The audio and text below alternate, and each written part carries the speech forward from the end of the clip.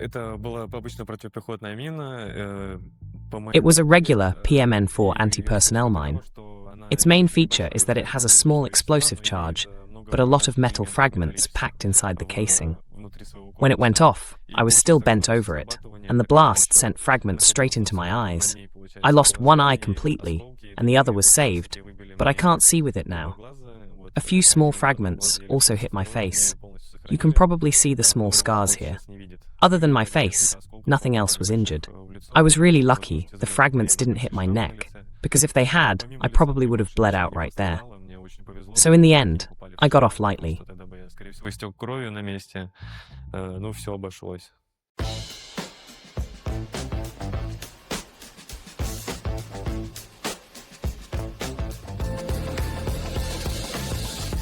Gegen den Strom. Zur Person. Against the current. About the person. Hello and welcome to Against the Current. We show you positions and perspectives that the propaganda media keep hidden.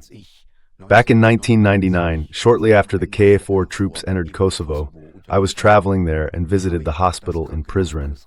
That's where I met two boys, 14 and 16 years old. They were lying in their beds, their bandages soaked with blood. They wanted to scratch their feet, but there were no feet left. Both had lost their lower legs after stepping on a landmine. Denn sie waren auf eine Mine getreten. Man hört sie nicht, man sieht sie nicht. You don't hear them, you don't see them, and you only feel them when it's already too late.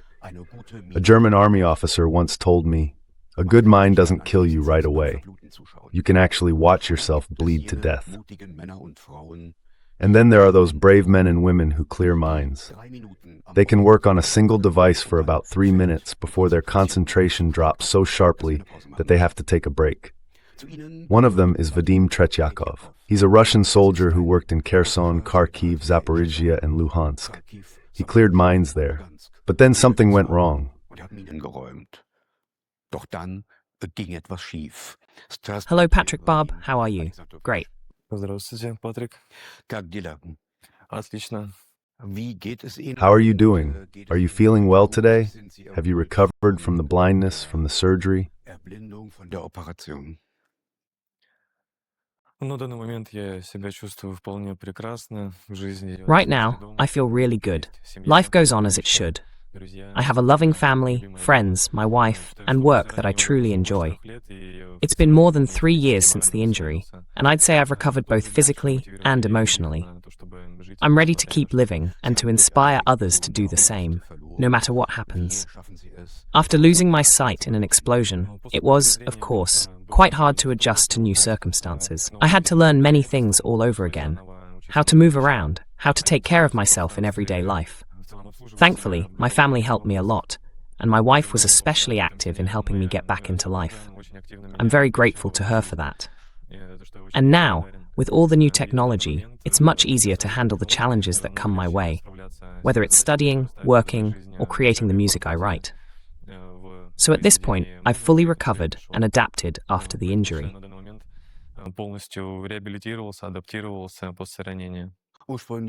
You were born in Dagestan and originally had completely different plans. You wanted to study law. So what led you to join the army? Вы очень подготовились, да, изучили информацию.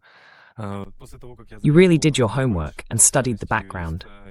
After I finished college with a degree in law, I decided to continue my education in the same field. But under the legal rules about deferment, I still had to complete my mandatory military service in the Russian army. At some point, I got an offer to serve in a sapper unit near Moscow and to become a professional in that field. I decided to test myself. I was genuinely interested in it, traveling to other countries, taking part in demining operations, learning that craft. So I made the decision to sign a contract and serve specifically as a sapper. I signed that contract in 2020. Earlier, I heard you mention Kharkiv and Zaporizhia. I wasn't in those cities during the special military operation, but I was in the Kharkiv region, near the border. I didn't work in the Zaporizhia region.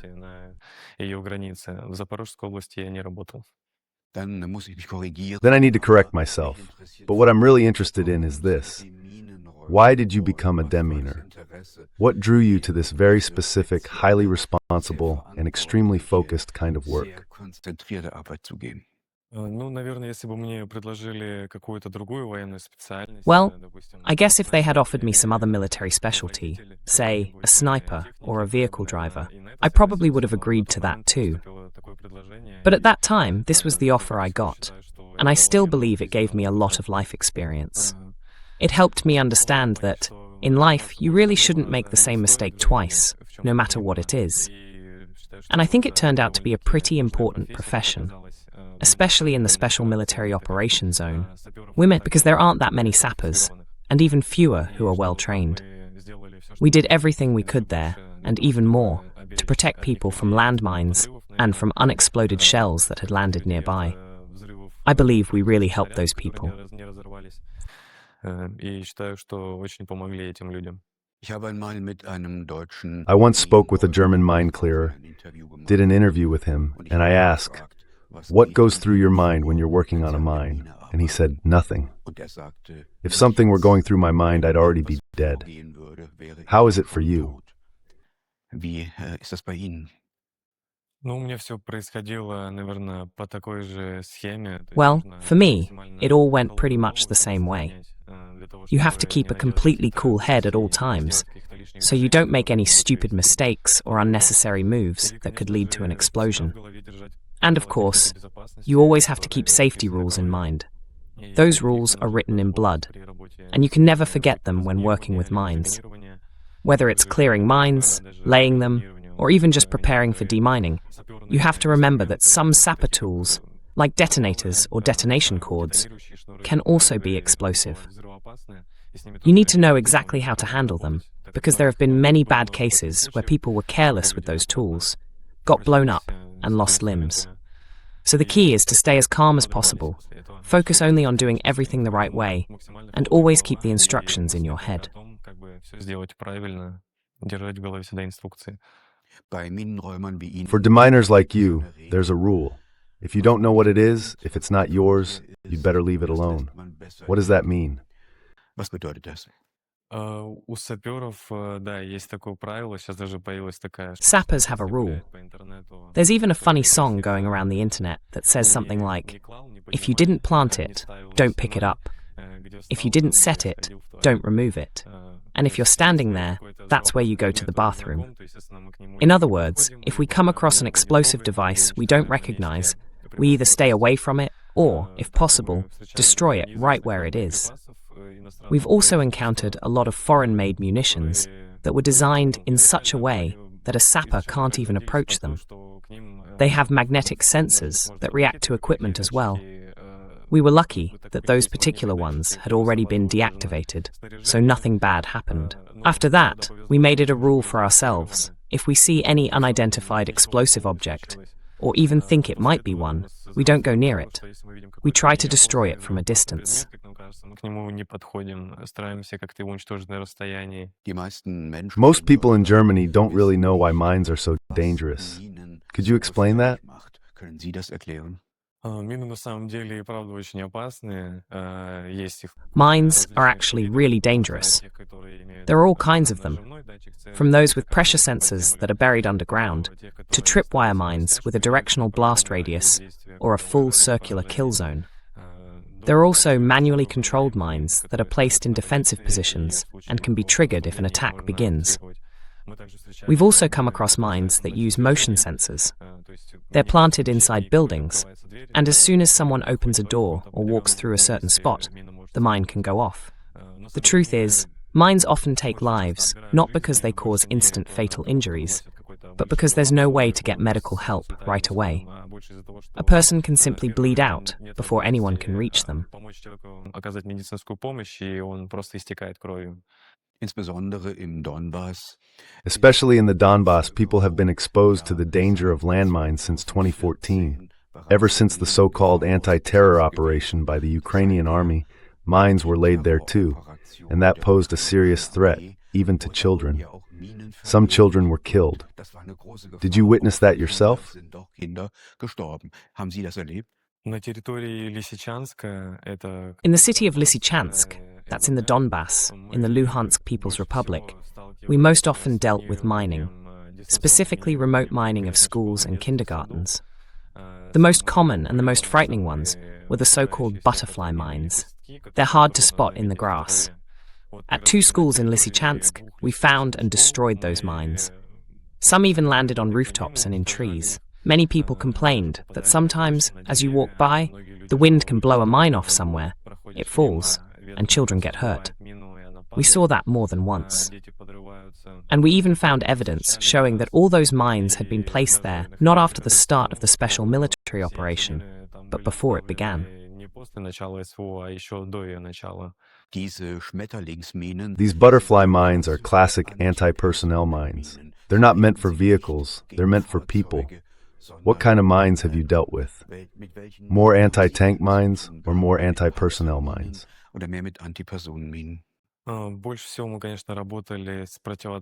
Most of our work, of course, was with anti-tank mines.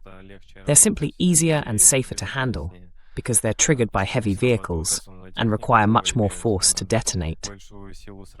But we also dealt quite a lot with anti-personnel mines that had been buried directly in the ground, especially along the front lines where the fighting was happening.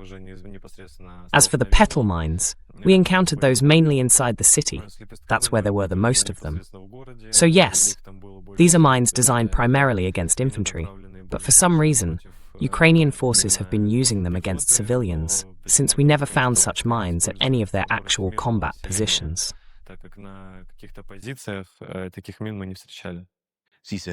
You yourself had a serious accident and lost your eyesight. Can you tell me exactly what happened, where it happened, and when?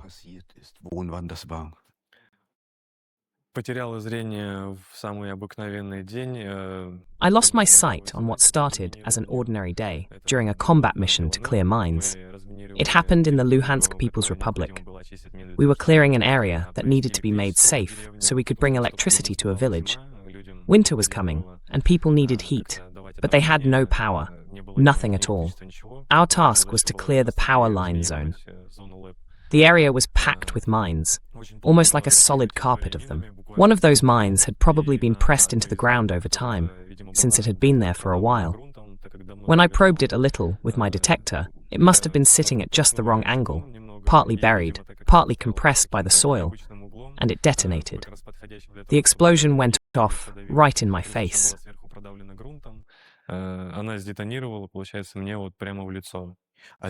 So you touched the detonator with the probe? Is that how I should picture it?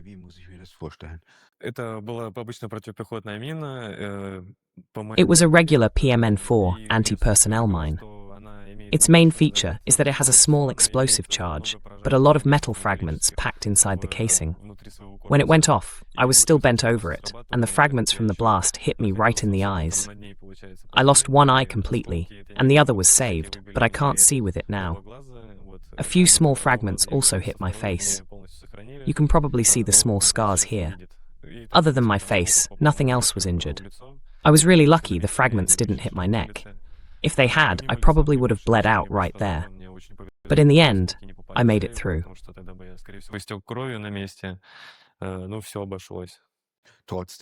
Still, your face was covered in blood, you kept your composure, and you gave yourself first aid.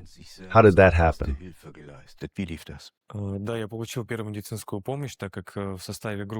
Yes, I did get first aid, because there's always a medic in the team who's trained and knows exactly what to do in different situations, including after an explosion. He knows how to approach correctly and how to act. But first, of course, another sapper goes to the wounded one. He checks the area around the sapper who triggered the mine and clears a path to reach him, so evacuation can be done safely. In my case, since everything around was heavily mined, I probably had to give some directions myself on how to get to me faster, which, honestly, wasn't a pleasant experience.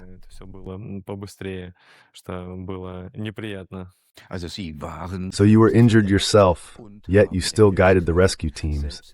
How did you manage to call for first aid? At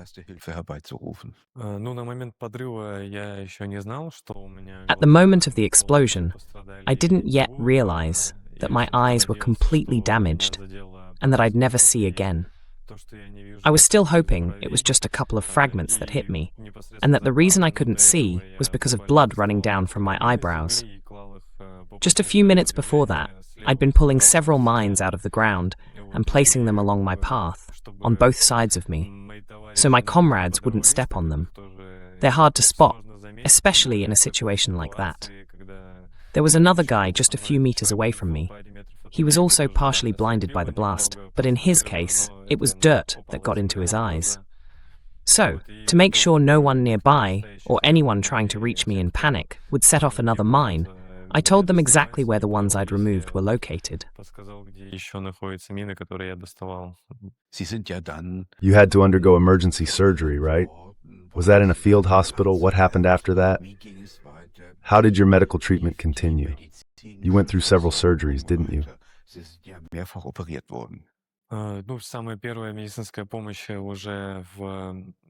The very first medical help I got was at the regional hospital in Luhansk.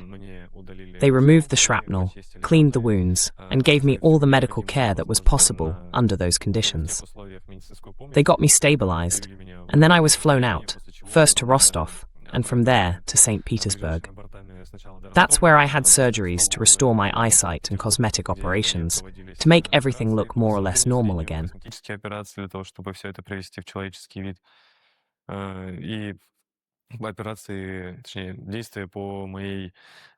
And then came the recovery process. After all the eye surgeries, I was pretty weak, so they tried to get me back on my feet, with IVs and everything else. My family probably felt it even more than I did, because for a while I wasn't in touch. If I'm not mistaken, my wife was the first to find out I'd been wounded. She reached out to my comrades. After that, my relatives contacted my commander, and he told them nothing serious had happened to me. My arms and legs were fine. I was alive. And then our whole family met in St. Petersburg. My parents and my wife came there to help me and support me.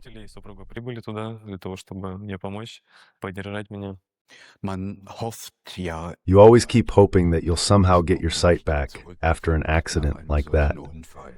When did you realize that it just wasn't possible anymore to see again, at least for now? And what did that do to you? By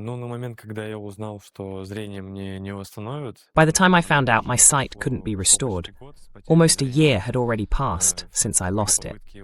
There had been attempts to bring it back, of course, but by then I'd come to terms with it. I'd gotten used to living without vision and had already started thinking about my future, how I'd live, what I'd do. Now, I think I've figured it out. I'm focused on music. I believe that in the next few years, I'll be able to realize my potential in that field. And honestly, I don't even think about it anymore. It's as if I never had sight at all. You found your way back to life and become an engaged, active person. How did you manage that? Who helped you along the way?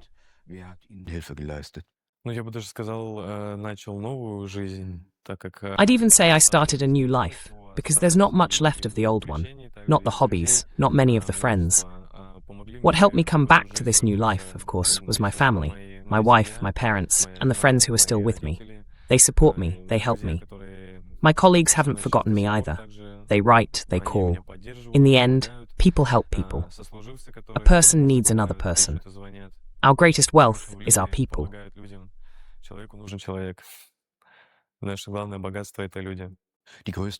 I can imagine the biggest challenge is finding a new role, a new job.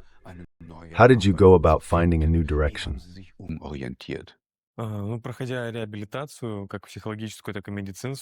While going through rehabilitation, both psychological and medical, I met a lot of different people who guided me on where to turn for help, and in some ways helped me put my own skills to use. Right now, I work in education. We focus on developing accessible learning for children with disabilities and run classes on inclusive communication. I'm also studying to become an educational psychologist, together with my wife.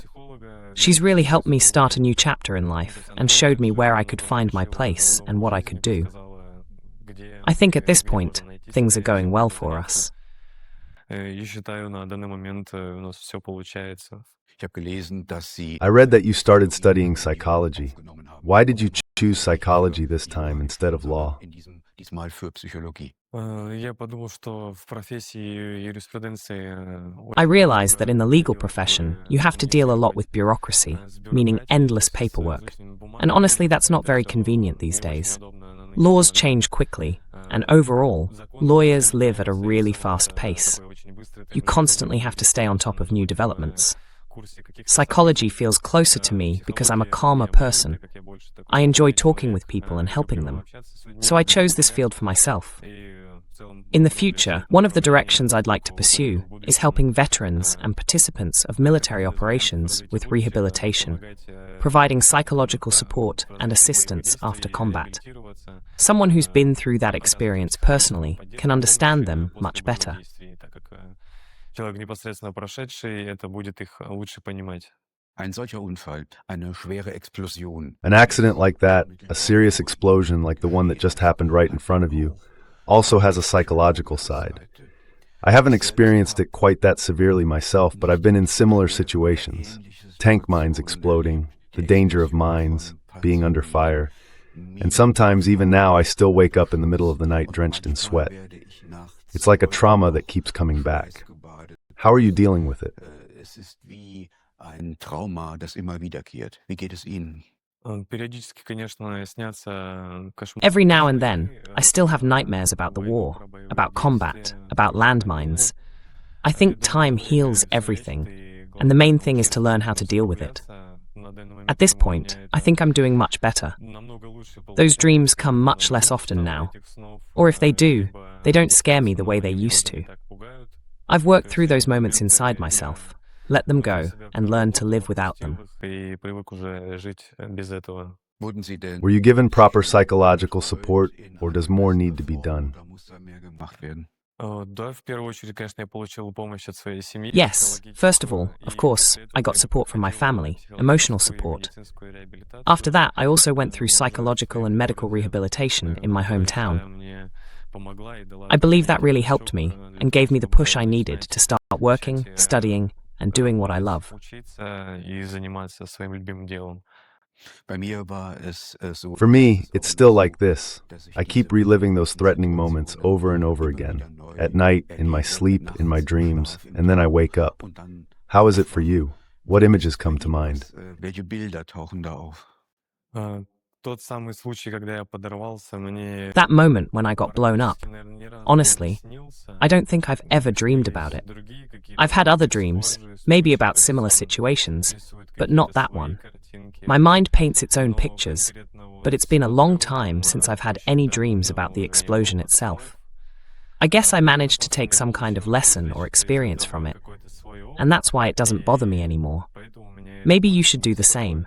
Find your own life lesson in it, so it stops bothering you too. What kind of experiences were those for you? Bei Ihnen? Опыт того, что нужно всегда быть внимательнее к своему... It's a reminder that you always have to stay focused on what you're doing and try not to make mistakes, because the rules exist for a reason.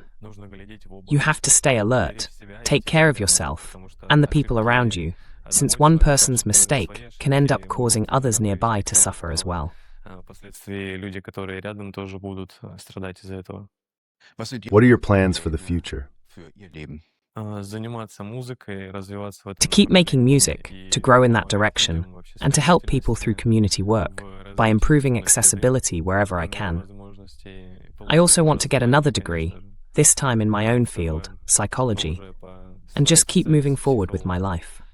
И жить дальше. Gibt es Is there still hope for your eyes? Конечно, надежда есть всегда, с учетом того... Of course, there's always hope, especially with how fast technology is advancing. I recently heard that in Russia, scientists managed to restore a rabbit's damaged optic nerve. That's exactly the kind of problem I have, with my optic nerve and retina. I really hope that in the next 5 or 10 years, they'll learn how to repair those. Since I'm still young, everything's ahead of me, and I believe I'll live to see that medical breakthrough and see the world in a whole new way. Уже этот мир по-другому.